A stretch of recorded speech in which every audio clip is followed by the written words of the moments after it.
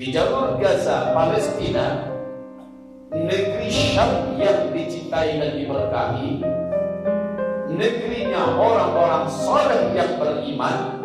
Rumah juga mereka sudah tidak punya, sekolah sudah tidak ada, kantor-kantor hancur, pabrik-pabrik, pasar-pasar lenyap, tempat-tempat usaha, peternakan, pertanian, semuanya binasa. Mereka sudah tidak punya apa-apa lagi kecuali iman dan badan yang masih ada nyawa. Hampir 40.000 orang meregang nyawa.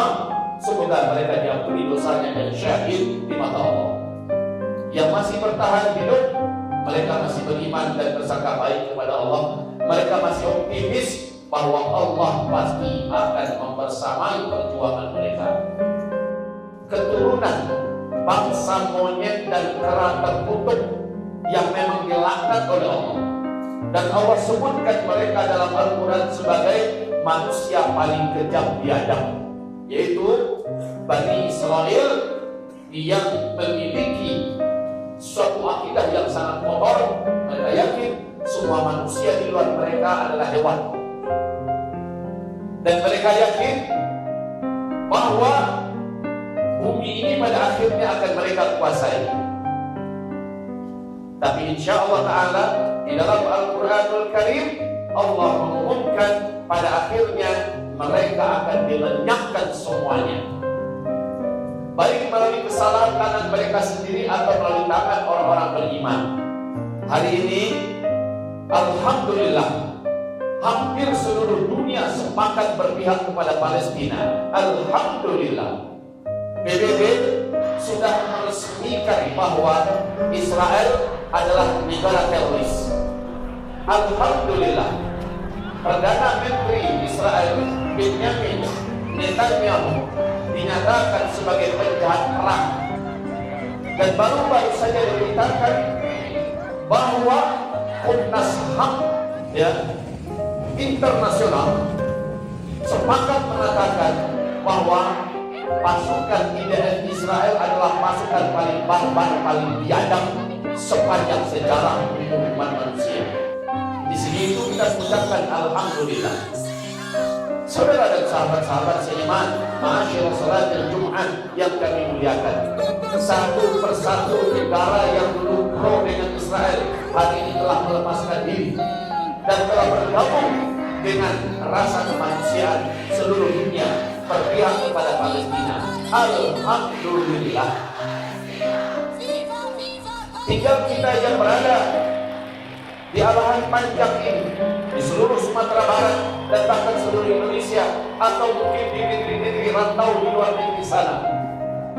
Ketika kita melihat jutaan manusia turun ke jalan-jalan berdemonstrasi menuntut negara-negara yang selama ini ikut melakukan genosida bersama Israel di Palestina sana, mereka menuntut hentikan itu semua, boikot produk Israel, ayo merdeka Palestina.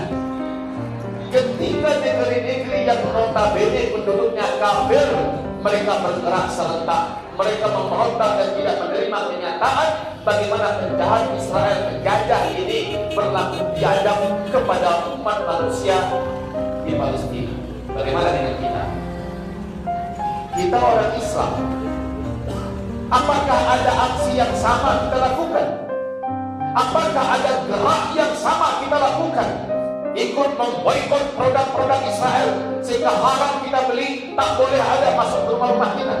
Apakah ada media HP yang di tangan kita ikut menyebarkan berita-berita terkini tentang Palestina? Apakah ada uang kantong di saku kita, belanja nafkah yang kita berikan untuk keluarga, anak, bini dan mulut kita asingkan sepersekian persen untuk Palestina per setiap hari? Ada apa tidak? Apakah ada dalam sholat 5 waktu kita mendoakan Palestina? Apakah ada? Padahal itu bentuk tanda iman yang masih ada dalam dada, walaupun tanda iman paling rendah, paling lemah, paling kecil. Apakah sudah ada kita doakan Palestina? Setidaknya sekali dalam sehari kita mendoakan Palestina. Maaf, jika ada, maka itu tanda iman paling lemah masih ada di dalam dada kita.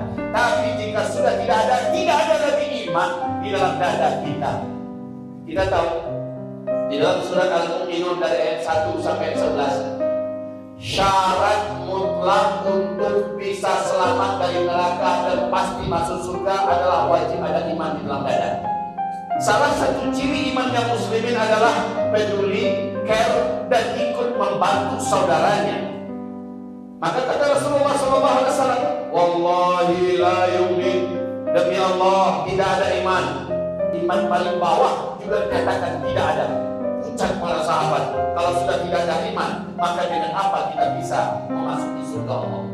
Para sahabat bertanya, qalu man ya Rasulullah. Bertanya mereka, wahai Rasulullah, siapa? Yang ketiga-tiga imannya sudah tidak ada itu siapa? Iman tertinggi tak ada, iman pertengahan tak ada, iman paling bawah juga tak ada.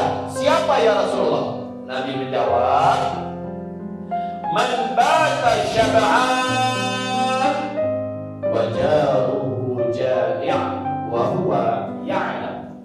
Orang yang bisa tidur, orang yang bisa mendapatkan malamnya dalam keadaan di dalam selimut tidur, perutnya sudah berisi, dia sudah kenyang.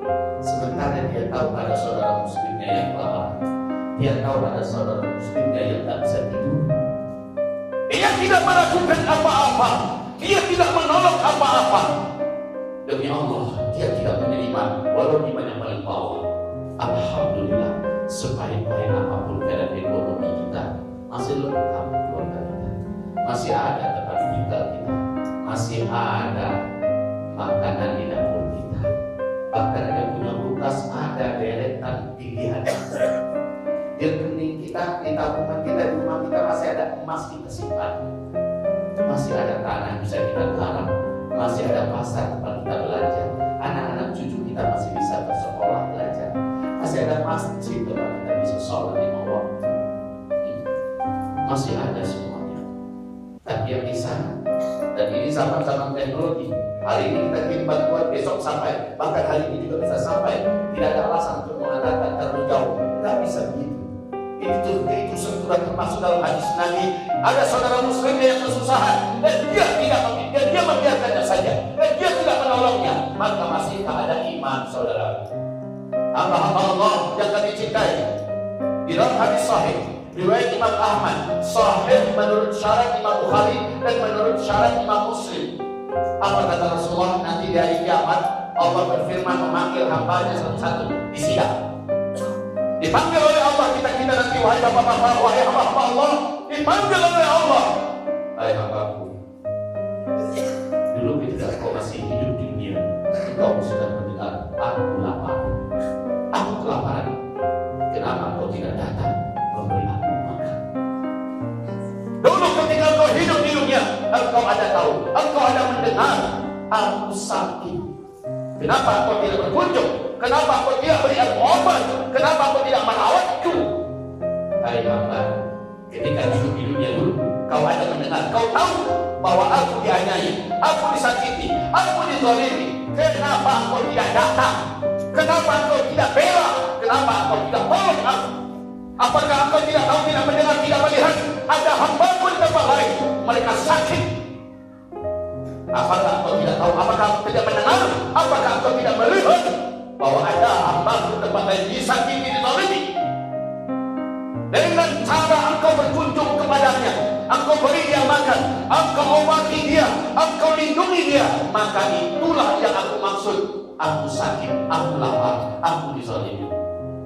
Maka dengan cara sendiri-sendiri jelas kita tidak bisa, tetapi dengan amal berjamaah kita bisa. Alhamdulillah, NGO Muslim yang amanah ada, bermunculan dari Sabang sampai Merauke, tingkat nasional dan internasional.